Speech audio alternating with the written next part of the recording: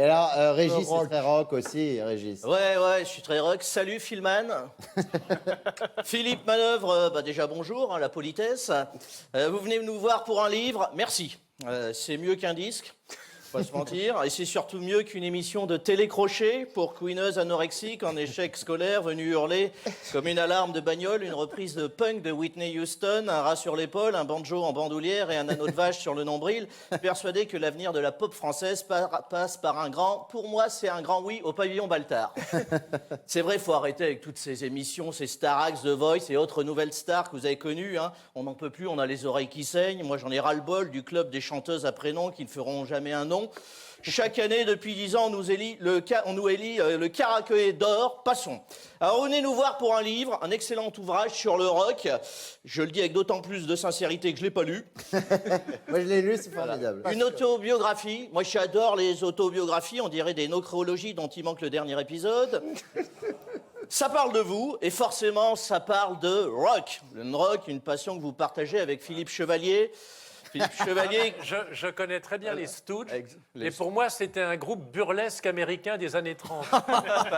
Oui, les trois Stooges originels, bien sûr. Oui. Philippe Chevalier, pour qui le rock a commencé et s'est arrêté avec Sheila. Il a gardé les couettes. Ah bah déjà, oui. Karen Chéri. Ah bah Philippe Chevalier, quand vous lui évoquez le festival des vieilles charrues, il pense à Régine et Mireille Mathieu quand même. Hein, mais... Philippe Manœuvre, vous êtes au rock ce que Bernard Mabille est à la blague de cul. Pardon. Alors dis donc, C'est un hommage, c'est un hommage, c'est un hommage. tu es un pape. Une anthologie vivante, une bible parlante, quand le premier peut vous citer sans discontinuer les aventures de Melon et Melèche. Oh, ça fait longtemps qu'on a pas. Vous, Philippe, vous pouvez nous citer dans l'ordre de succion les ex de Carla Bruni, les overdoses ratées des hip-hop et le nombre de fois où John Bonham a avalé son vomi avant d'avaler son acte de naissance.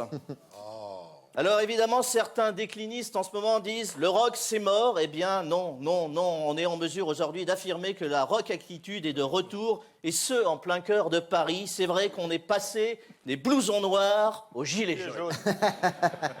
C'est la nouvelle tendance automne-hiver, la révolte des fringues. On a connu les bonnets rouges, maintenant les gilets jaunes. En France, la révolution, c'est la Fashion Week du mauvais goût. On attend la suite, la révolution des slips kangourous, pour juguler le poids de la bourse dans l'économie. Ça, j'ai des armes. Hein. Ouais, je vois ça. Hein. Le punk est là. On devrait tous militer par le vêtement. Osons la revendication vestimentaire. Ras-le-bol fiscal. Défilons tous en bas de chez nous, en barésille, pour montrer qu'on est en train de nous piquer notre bas de laine. Marre de se serrer la ceinture, baissez vos frocs. Grande manif des poches percées à la Bastille. Vivement la convergence des luttes, le jour où les sans-culottes et les fémènes décident de s'unir pour dénoncer le manque de transparence dans le système bancaire. Je veux bien postuler comme journaliste chez BFM pour couvrir l'événement.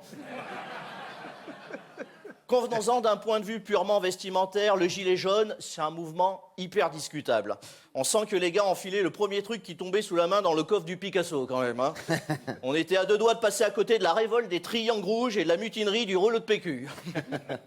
Alors, on peut reprocher beaucoup de choses à notre président, mais il a raison sur un point, il faut travailler pour se payer un costard dans ce pays, parce que là, le gilet jaune, c'est pas possible. Quelle image on donne au reste du monde? Paris, capitale de la mode. Je veux dire, quand tu les regardes, les gilets jaunes sur les Champs-Élysées, on a le sentiment que c'est un échouage de migrants en gilet de sauvetage sur une place de Lesbos.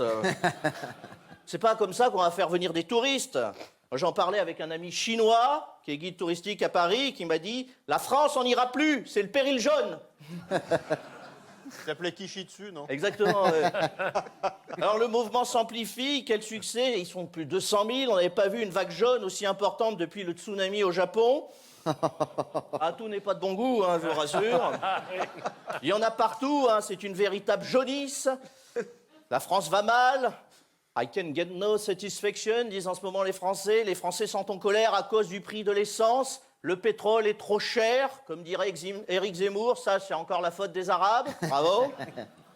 Les Français en ont ras-le-bol, en ont ras-le-bol. Alors moi, personnellement, je n'arrive pas à me forger une opinion sur cette jacquerie vestimentaire. D'un côté, ça me ravit, je me dis, tiens, les gilets jaunes, c'est rock, c'est le Woodstock des prolos, le mai 68 des sous-diplômés, le nuit debout de la France qui se lève tôt. Enfin, une vraie révolte populaire, pas le énième happening de rebelles en carton, de gauchos Montessori, habillés chez Zadig et Voltaire, qui viennent chalier contre l'utilisation du sulfite dans le pinard, le travail des enfants en Bangladesh, en agitant un iPhone 10, place de la République, contre un insoumis en CDI, un vegan LGBT RWXY, en questionnement identitaire, qui se demande si bouffer de la teub est compatible avec son régime alimentaire. Olé. Et un stand de bougies Je suis Charlie, acheté sur Amazon et vendu à la sauvette par un Pakistanais radicalisé. Les Gilets jaunes, c'est la rébellion des prolos, le vrai peuple de gauche méprisé par les partis qui sont censés les représenter, les exclus des centres-villes qui reviennent au centre du débat. Alors évidemment, on entend dans les médias, oui, vous pensez pas que c'est bafouer le suffrage universel, que bloquer le pays, la démocratie, c'est dans les urnes, pas dans la rue. Bah ouais, mais le jour où le vote blanc sera comptabilisé, on s'abstiendra de s'habiller en jaune pour se faire remarquer. L'abstention au premier parti de France a désormais une couleur, le jaune. Et de l'autre côté, c'est vrai qu'en observant les exactions commises par certains décérébrés analphabètes, ça va, ça s'écrit pas S.A. Eh oui. C'est vrai qu'on se dit que la seule chose qui réfléchisse chez les gilets jaunes, c'est le gilet. C'est la limite des mouvements sans tête. Le cerveau n'est pas livré à tout le troupeau. Il y a à peu près autant de cohérence idéologique chez les gilets jaunes que le groupe parlementaire La République En Marche.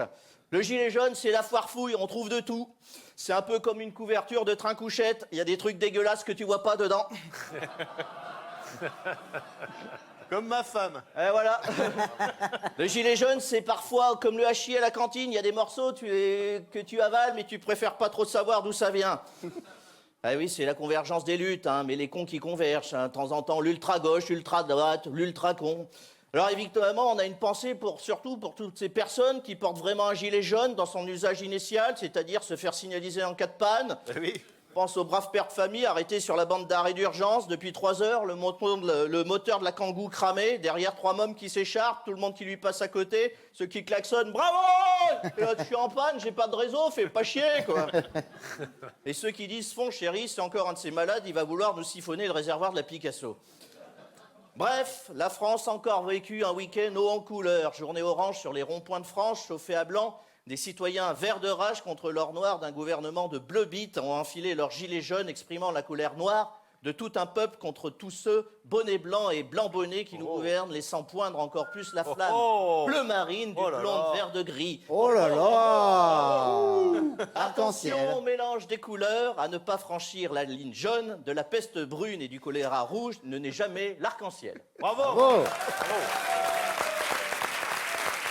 Régis Maillot, que vous pouvez aller voir, évidemment, que vous devez aller voir du jeudi au vendredi, enfin le jeudi et le vendredi à 20h30 au Théâtre des Deux Ânes, et le samedi aussi, bien sûr, avec son spectacle Citoyen En Marche, évidemment, ou grève. On est dedans. plein dedans. Ah oui.